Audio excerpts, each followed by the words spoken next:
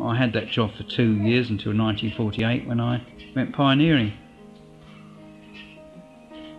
A lot of the influence came from Brenda Ford and Valerie Campion, who were two girls in the truth that I knew.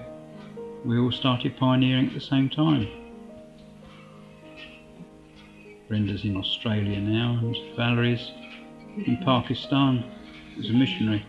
There were lots of others in the Bexley Heath congregation as it was then.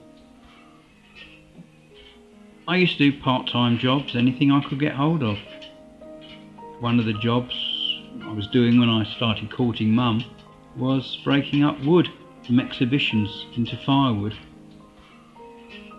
And other jobs I had was packing envelopes, and I used to get orders for printed notepaper for the Parsons. George Parsons, he had a printing press over a shop in Welling. Very often he used to get ill with asthma, so I used to help them out because I was pioneering. It helped me, it helped them. I used to go around Bexley and places where people are a bit more well off, getting orders and then taking them back, setting up the type and actually printing the notepaper, and then taking it back to them, getting the money for them. And I enjoy pioneering actually. Pioneering was a relaxation.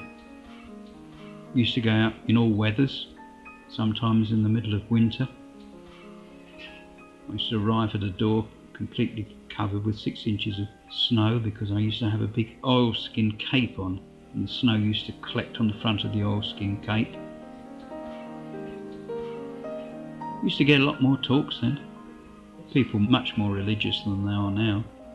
And I used to have lots of return visits that I used to call on quite regularly, and they used to invite me in.